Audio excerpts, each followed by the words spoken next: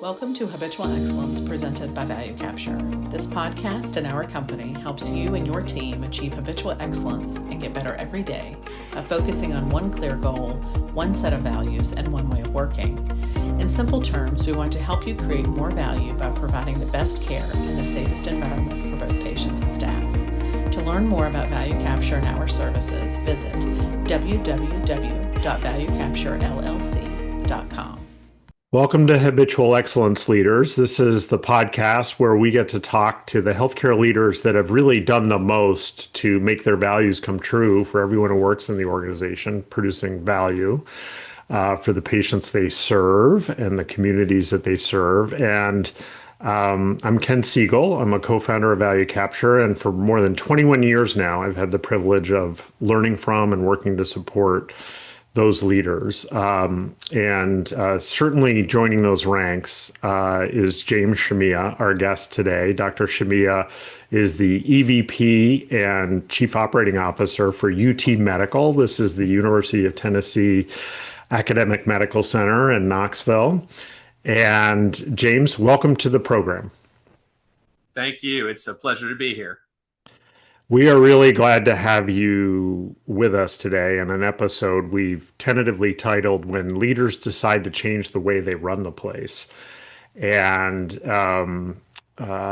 it's really kind of remarkable what you all are doing to build performance at the University of Tennessee by really getting under the hood and upgrading the operating system with a system you call Everyday Excellence. And we're eager to talk about that. But to establish some context for your peers, could you start by just walking us through your career and what brought you to the present seat of leadership and when you got there and, a little bit about yourself, and then we'll sort of get into the work you've been doing recently. Sure. No, I'd be glad to. So my original training was in engineering, and I fairly quickly pivoted, though, into medicine. And so I actually trained, and my background is as a pulmonary and critical care physician. And after training, I came to Knoxville in 2005. So I tell people it's the only real job I've ever had. And for the first several years, I was a practicing and teaching physician. Yeah. I had an outpatient practice. I also did a lot of hospital-based work in the acute care area and in the ICUs. And then just ever so gradually and initially accidentally started getting introduced into project work and mostly around initially quality. And so in healthcare quality, in pulmonary and in critical care. And so then transitioned gradually in the around 2014, 2015 into broader quality-based work. And that was around sepsis. So we did a big project, a big hospital system-wide sepsis initiative. I was the chief of staff. And that's when I really started to get interested in having impact that was more than just one patient at a time. That led me into a leadership role in our Heart Lung Vascular Service Line, or Center of Excellence. And then in 2019, I was still practicing some and I entered the C-suite as a chief quality officer. And so I've been in the C-suite since that time. The next major shift or major event was COVID. And so because of my clinical background in combination with my administrative background, I really was very involved in leading the COVID response, both at the health system and then to some extent had a role in the community. And that's where I almost full circle came back to my engineering background and got really interested in the operational aspects. And so was able to become chief operating officer in late 2021, and really have been in that role with some additional responsibilities added since then. So I have hospital-based responsibility as well as ambulatory system outpatient-based responsibility. And you went and met a couple years after you moved into that EVP COO role, and we met at University of Virginia with Keith Gray, the new relatively new CEO, your colleague Lisa Duncan, and you guys saw something you really liked and wanted, and chose to sort of go back inspired and start to create your version of this at University of Tennessee. Can you walk through your decision as a leader and your decision as a leadership team, especially at a time when the pressures were building in healthcare, to want to change things, to want to change your leadership system effectively to get different results? Yeah, no, absolutely. And so, but before I get there directly, I want to talk about that visit just a Okay. bit where we met at UVA. And so we were introduced to the idea of a different approach to the operating system through one of my mentors who you knew from several years ago. And so literally it was, hey, I think you should go check this out, kind of a statement.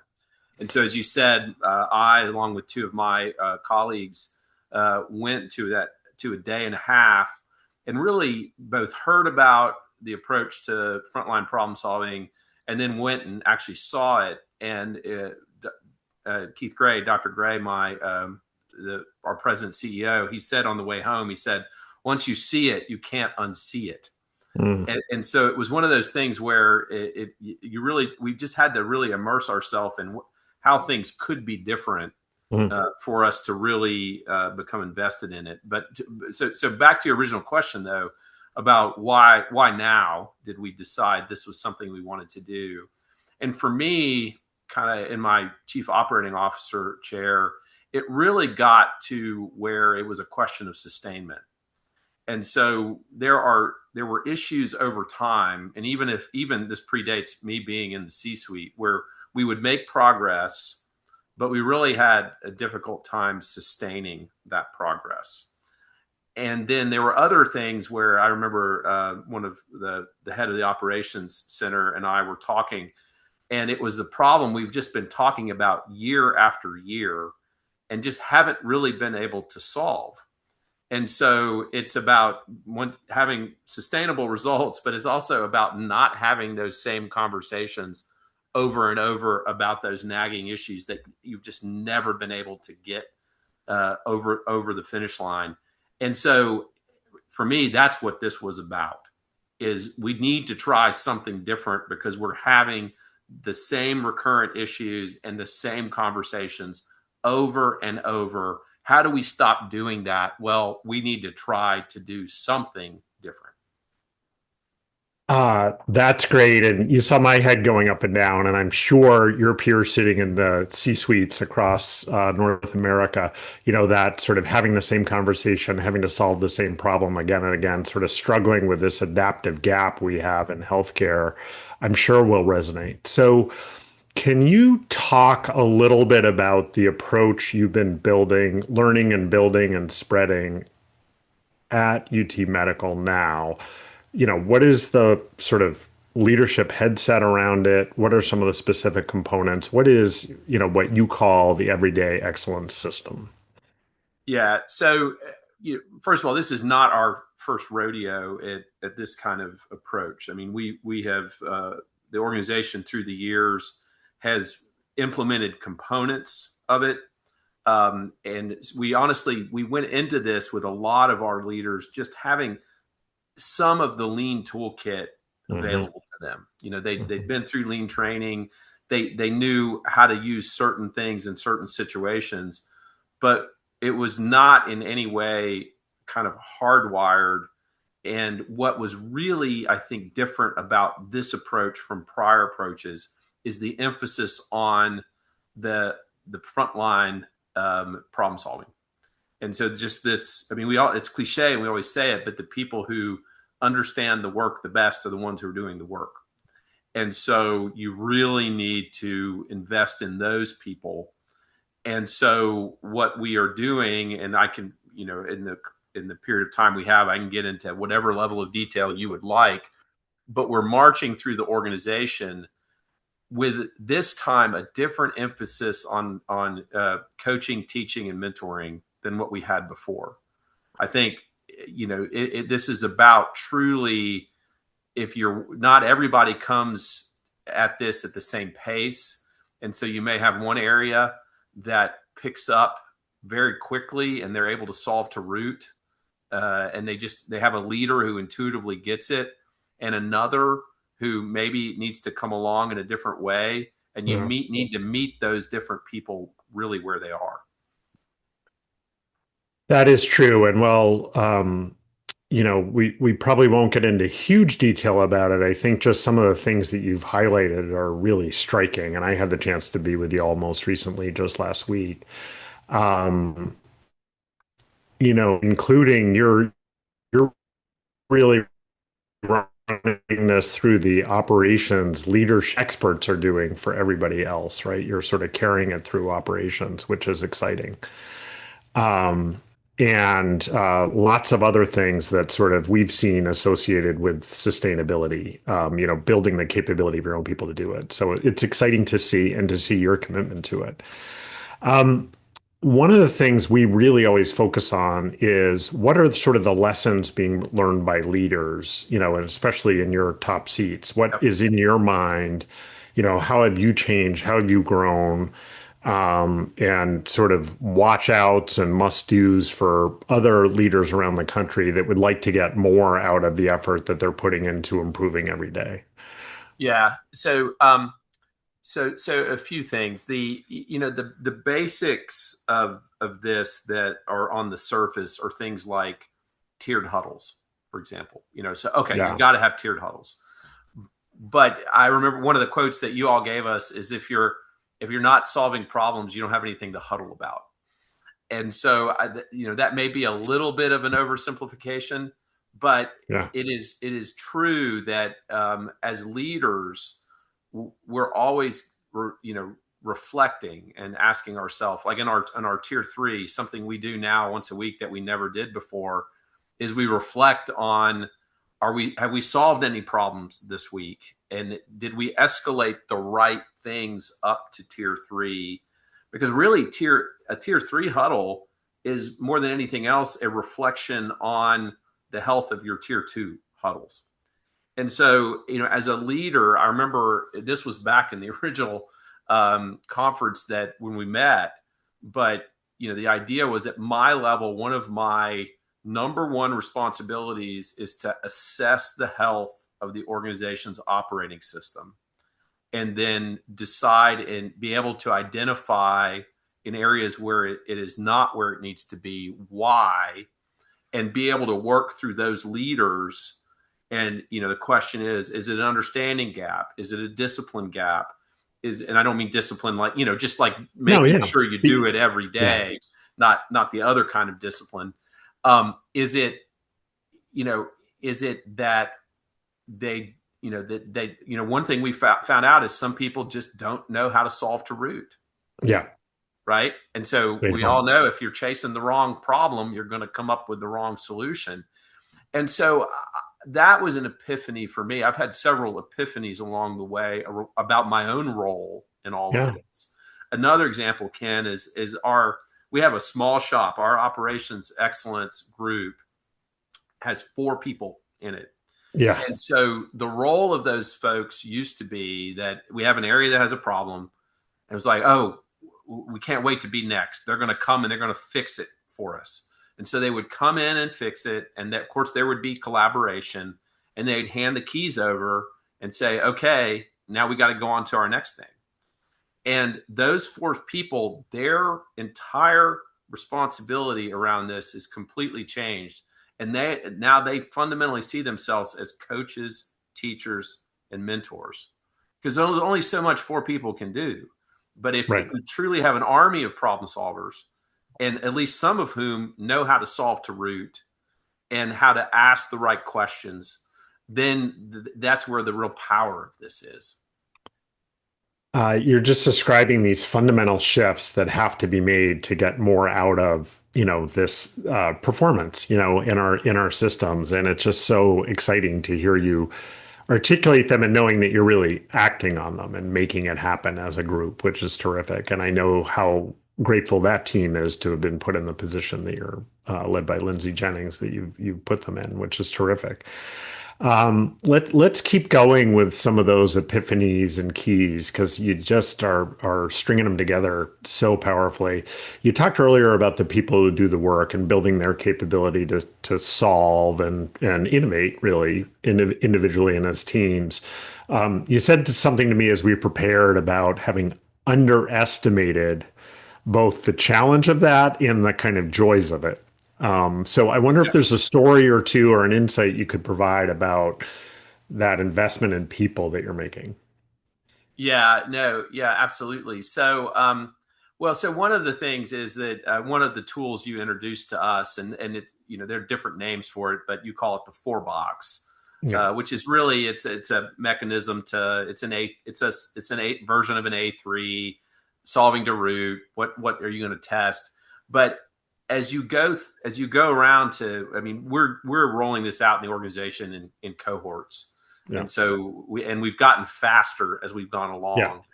And so, but once a cohort has gone through several weeks, you can start to, when they're rounding, you're with them at the board and you're watching them round. And then you can hear them talk about a four box that they're working on. And so what I learned to do over time was that my number one diagnosis, if you will, one of my diagnostic modalities is to look at a few of the four boxes and to see whatever they're trying to solve, have they been able on paper to get it down to root? And honestly, I would say that, there's been a 50-50 in terms of, how quickly that happens. But we had a very successful, and it was honestly, it's nice to be successful out of the gate because then you can get confidence. But we put a lot of effort in our perioperative services. Yeah. And we started with something we've been trying to work on for years around first case on time starts. And, one thing, I think one of the other things you talk about is a keystone habit, right? Is that if you do certain things well, or you can't be compartmentally excellent. That's another one of my favorite quotes that I've learned. But if you can start cases on time, you can do a lot of other things well throughout the day, and that's around safety, that's around experience. And so we started an improvement huddle around first case on time starts, and they were not only kind of dissecting the issue and solving to root, but they were kind of just chipping away at piece after piece after piece. And so it was really gratifying and exciting to see how such a big, daunting problem could be broken down into these small tests by the people doing the work who were able in pieces solve to root, because you could never solve it all to root and you could never see it all. And so that was really kind of gratifying. And Ken, I know a lot of people have this experience, but our previous approach to something like that would have been multiple meetings with all the right people in the room, but multiple meetings, lots of sticky notes, new process, new standard work, communication, roll it out, and then realize a couple weeks in, oh my gosh, this is not working. This is not working like we thought. And then a few iterations of trying to improve it and then step away. And that's another epiphany, is that if you can do if the people doing the work can do these small tests and are empowered to change the standard work daily, if that's what they need to do, then failing takes a completely new meaning. Failing is succeeding because of whatever you learned, and you've got tomorrow to do something different. Yeah. And it's amazing by Friday how different things can be from Tuesday, when you take that approach. So it's right. You're making it real, which is so great. And you touched on again, you said it earlier, your job is to see the health of the system and think about it deeply, which you're obviously doing, and then act on it. And you said, you're seeing about 50% of the problem solving on paper get to root. And, we've seen, and I think we're backed up by the literature, that even a 10% gain in actual problem solved, not just on paper, but really solved to root, results in about a 50% performance improvement typically because you're sort of getting more done than you think you're getting done. And it's, and you're getting better at solving problems. So, the performance starts to pick up. So it's, you guys are progressing quickly and it's exciting to see. Um, I think of a moment when we had actual surgeons, actual anesthesiologists, actual nursing leaders sort of chasing the C-suite team back to a meeting room that had come to see to talk to them about what the sort of daily system they'd evolved to problem Right. solve together meant to them. And I said, I think we're onto something here. But I bet you've had other of those. Again, you're paying attention to people, you're paying attention to the system all the time, and you're paying attention to people. So have you had some of those moments, a moment or two with a person or a unit where you said, wow, this is what I want to see, or this is what I need to move forward? Yeah, no, absolutely. So I'll give you another example in one of our um, in one of our units, in one of our nursing units. Within 2 weeks of like typically you as we roll out a cohort, you have this kind of standard cadence that you expect that okay, Yeah. they're going to be doing this by week 3 and they're going to be doing this by week 5 and they're going to be oh my gosh, at week 8 they start talking different than Yeah. they were talking before.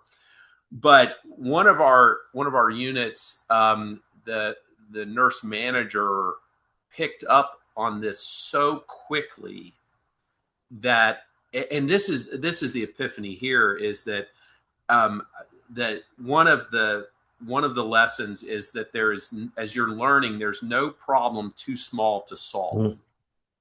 Because, for example, they were working on the printers in some of the room. Like people would just say, "Oh, these printers never work. They're broken and all that." And so she made a point in their huddle. This was very early on. This was earlier than we would have expected. Said, and she had a very structured huddle and engaged the people. But she said, if you want us to work, if you want this problem to get better, then you need to bring what specific printers are not working when we talk about it at the huddle, the specific ones, and so that we can work on those. And then the next day, the specific ones. I'll give you another example um, in that we have one of those hand hygiene systems where the badge is Yeah. you have to wear a badge and it registers with the system. A lot of people have them. And I had no idea that badge management was going to be one of the big challenges around Yeah. using the system. And it had been but we incorporated it into our operating system where it just became part of the huddle and then part of the conversation. And our people with active badges, wearing their badges, we were able to address it in a way that we'd struggled for several years. And so yeah, so it's just a and back to that one nursing leader, it was almost like she just needed she was ready to have Yeah. something that would allow her to organize all of these things that she was trying to do. And that's probably the most exciting thing is when it just clicks with somebody. And Yeah. then what we found is those people can then become part of our leaders for this. It may not be a title, but Yeah. we're all learning from each other. And we've had several of those folks that, man, it just clicks. And then then they're able to become a coach, a teacher, a mentor for some of their own colleagues. Yeah, I love you highlighting that too, because as you said, like any major initiative and change, there is a rollout aspect of certain elements of it so people understand the tools or the system, if you will. But it really spreads its power through that leadership development, right? And the Right. people that can become the champions and all of that. And um, in your ELT meeting, I'm thinking of one leader who I know caught on very early, describing another one of her areas that hit a big, tough point, really tough. And she said, but I knew what to do when I thought about it is move them into the system, you know, Right. and describe the results that came from that. So that was great to see. That was great to see. What about, again, words that people typically associate with this stuff, but again, you guys are doing it and you're making it concrete. So safety, psychological safety, some of the cultural touchstones of needing to be comfortable with problems, transparency, talk about how, an American academic medical center with, some of the whole history and culture that we all have, how have those principles played out across the medical center and also for you?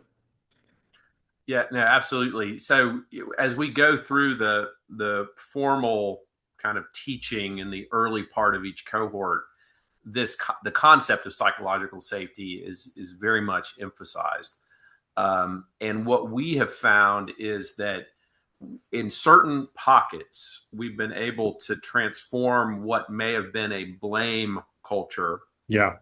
to a collaborative culture. And what seemed the other kind of the benefit of some of this that's not stated but implied is that when you get people from different areas together talking, working on the same problem, then your ability to just point the finger and not, it doesn't go away on day one. But if you're huddling daily on a specific issue, and then you start making progress together, and you start then next thing you know, somebody in the huddle, like you mentioned, the perioperative staff and the surgeons and the anesthesiologists together, you have someone stepping up and saying, "Okay, I'll take that one. I'll go back and talk to this group, and I'll circle back tomorrow." And it's not that the people who were involved were at Yeah. odds before. It's Right. they didn't see the other's situation. They didn't appreciate the other aspects of the issue. And we did the same thing as we started the process in our emergency department. Is we got 4 key stakeholders there. We have the physicians, the nurses, radiology, and lab. And from a throughput perspective and from a safety perspective, they're all highly interdependent on each other. Yeah. And they're rubbing shoulders, and yet they didn't really fully appreciate the challenges that everybody else was facing. And so you get them together, and this was a learning cycle for us, because when we got them all together, good news is we broke down some barriers. But what we did is we started with something that was really big. We said, okay, we did first case on time starts. That worked well. Let's start with something even bigger. And actually, the answer to that is the other direction. I think you need to start small. A little smaller. Yeah. Very cool. One of the things you've mentioned about this for yourself, I think, but you'll correct me if I'm wrong, is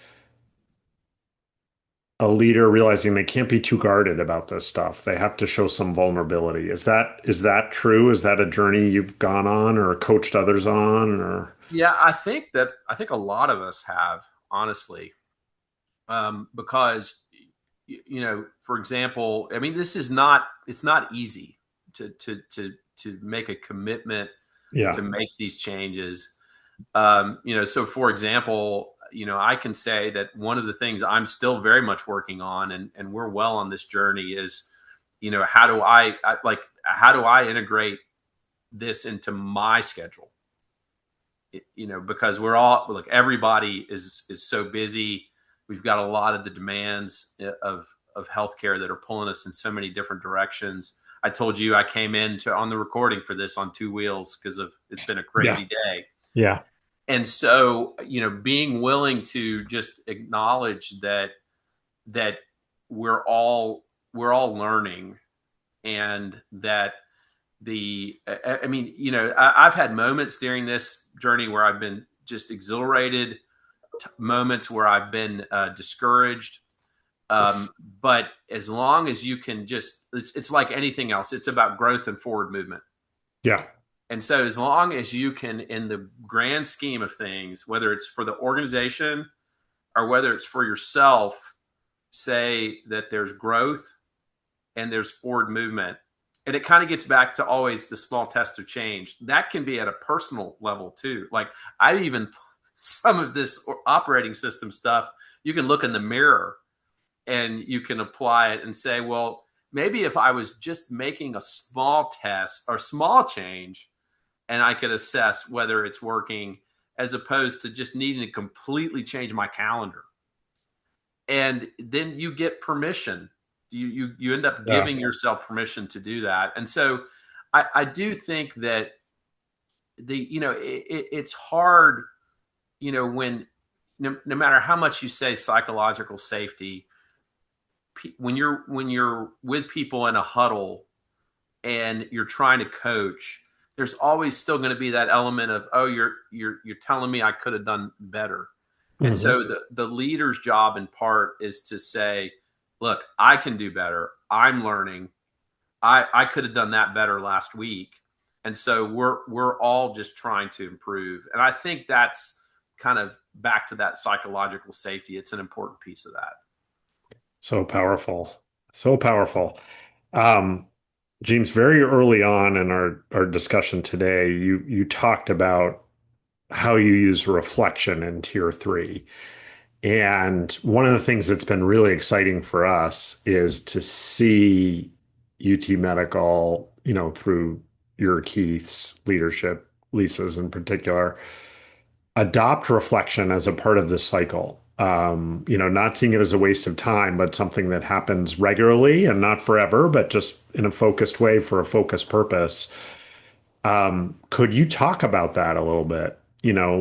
Why did you say yes and we get it? And how are you using it? And what's it doing for you?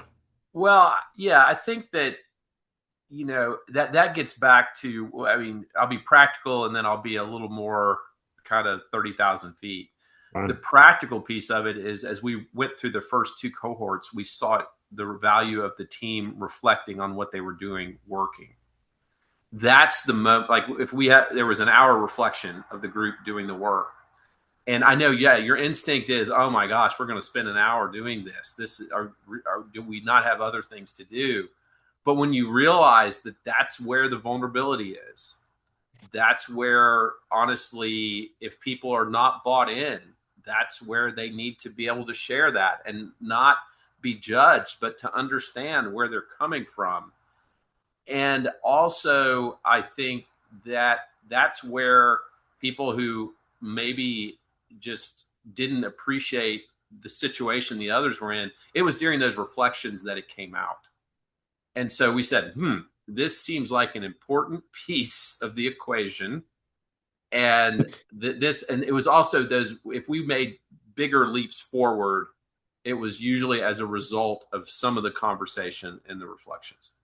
And so, but at 30,000 feet, it's kind of like, why would you not? Because, again, likening it to personal growth, and personal, progression, is that if you don't reflect, if you don't just slow down long enough to think about what have I been doing, and am I doing the right things in the right way, then you're not going to grow. And I think in the hustle, that's why, Ken, it's so hard for organizationally to even make a decision broadly to tackle this kind of work right now, because healthcare has gotten so challenging and everybody is so busy for good reason, that to make a commitment to commit this time it's a challenge to make that decision. And it's one of those classic things. Can we afford to do it? Can we afford not to do it? And we really came to the conclusion that we couldn't afford to not do it. And when you reflect on that decision today, getting toward a year in or so, what do you feel good about it? And what are your lessons learned? Did you make the right decision at that time? Yeah, no, we feel great about it. We absolutely feel that we made the right decision. And when I look at the entire organization, what I've had to realize, back to what we said earlier, is that it is a journey. It is a marathon. It is not a sprint. Right. And that's the other thing that I think, sometimes this is we're going to roll this off, and we're going to roll this out, and we're going to check each box once it's rolled out. Right. This is forever. Yeah. And so when it's not got a deadline to it, and I mean, yes, the rollout will have, ultimately we will say we are done with the rollout. Yeah. But the sustainment of, back to where we started, I talked about sustainment in terms of results. Now we're talking about sustainment in terms of the operating system. Right. Because that's the biggest danger here, is that you commit time and resources and money and whatever else you want to say, and you get it going and you have some success, and you're not going to have the same level of success everywhere. It's just not the way life works. But you're going to have areas that are, kind of have really solved some problems that they wouldn't have otherwise solved if you weren't doing this. And they're going to have a level of daily management that they wouldn't have had if we hadn't taken this approach. That's great. But if a year later you come back, if you leave the organization and come back, and not only does it still need to be happening, but it needs to be better. Right. And so as long as you frame it that way, is that I don't care where any of the areas are, as long as they're getting better. Yeah. It's not a competition. It is a daily, like there was one area, and I won't get specific, but I think they have navigated a fair number of challenges with all this, and through no fault of their own, but it just wasn't quite clicking. And then I saw yesterday, I went down to an area and it's clicking. I can tell. And the fact that it took a little longer, who cares? Yeah. Right. Yeah. I love it. And everybody hears that you're a leader who, despite the challenges, which everyone knows in your seat, you go see, and you have your mind on the people and the capability, and the operating system is the way to get results, and the sustainability of the operating system so that you can get sustained results, which is just awesome. As we get ready to wrap up here and let you go back to running a great American academic medical center, are there some thoughts you have in your mind for your peers, others undertaking this, that you haven't had a chance to share yet? Advice, lessons learned, watch outs? Well, one would just be, I haven't really mentioned as much as, you've talked a lot, and we've talked a lot about the people doing the work. Yeah. But one of the things I didn't expect as much is the level of pride, particularly when it starts clicking. The level of pride that people can take because they're empowered, and they're starting to, they have this stack of 4 boxes of problems they have solved. And I think that then can lead to engagement. Yeah. And we all know that the more engaged our team is, that then translates into the patient experience piece.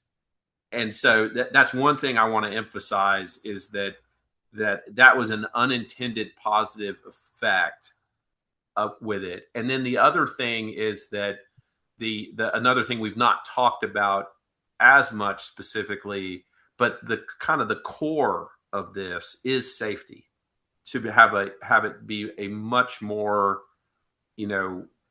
safety oriented kind of focus. And the timeliness of how we assess things, opportunities, has dramatically shifted as a consequence and as a result of this work. And so it goes back to that. The feeling is that back to, again, it was a quote I learned from you and your team, but the idea that you can't be compartmentally excellent, is that all of these things need to fit together, because this just becomes how you do your work. Right. And so, but back to the kind of the vulnerability piece, I don't want to imply in this that we don't have our challenges with the rollout. This is, for example, it's taken a lot of time, and we did have a commitment. We even intentionally slowed down here at one point because we said we want to shore up what we have, right? Because we don't want to just again have a bunch more boxes checked and not have it really sustain. And I think the very final point I would make is the importance of leaders in this. Let's talk about that.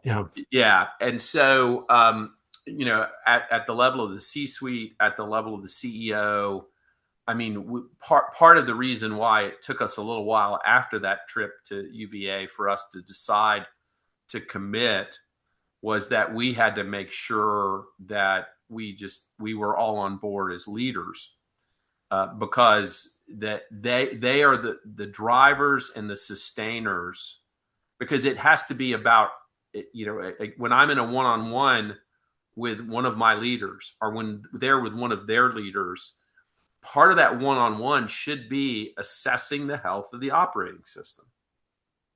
And if you're not committed to it, if you're not committed to go and see, and if you're not committed to coaching, teaching, and mentoring in whatever way it needs to happen, then it's not going to work. Right. Yeah. James, one of the things you talk about is that the role of the top leaders is crucial, but no top leader is doing this by themselves. And I know you had a few things you wanted to say to the other members of the team who are making their own seminal contributions to everyday excellence. Yeah, I appreciate that, because this has been, to some extent, when you look at the time investment and the other investments, it's kind of been a leap of faith. And so, first of all, we've had the complete support of our president and CEO, Dr. Keith Gray. He's very bought in, and that's vital for all this. Second, all my colleagues in our C-suite and also in what we call our SLT, they've been willing to go on this journey, and it has changed their workflow and some of the expectations around that, and it's just the willingness to learn. And then really the people, we have this operations excellence team. And then our quality patient safety group. And we have, that's the danger of naming people, is that you're always going to leave somebody out. But we have a lot of people who have really just believed in this approach, and kind of just leaned into it. And I just want to thank everybody that has been part of that whole process, because we wouldn't have had the success that we've had with it if it were not for the attitude and the intention of those people. Yeah. Amen. If you need a recipe card for absolute keys, that should be at the top of it. And you've shared a lot in a very integrated way about how the philosophy, the pieces, the people development, all of it fits together, and in your role and obligation, I think people are hearing you say, as a leader. So it's just very exciting, I think, Dr. Shamiyeh, in these times when so much is demanded of healthcare and there are so many stresses, to see leaders really trying to take on this next level work. So thank you for being with us today, and thank you to all your peers at UT Medical for kind of showing the way courageously with vulnerability and courage and discipline and idealism and all those great things. Thank you very much, and appreciate the opportunity to spend the time with you. For listeners, we hope you like the podcast. Please make a comment where you pick it up. You can give us a like, subscribe to Habitual Excellence if you haven't already, wherever you get your podcasts. And there are going to be more opportunities to learn from the work that UT Medical, that Dr. Shamiyeh and his colleagues are doing in the coming months and years. At some point this fall, we'll be announcing our C-suite seminar, which UT plans to hold early next year. Look for those dates, and watch the healthcare presses where good things are happening, because UT is certainly going to continue to be represented because of this good work. James, thanks for being with us. Thank you. Thanks for listening to Habitual Excellence by Value Capture. We hope you'll subscribe to the podcast. Please also rate and review it in your favorite podcast app. To learn more about Value Capture and how we can help your organization on a journey to habitual excellence, visit our website at www.valuecapturellc.com.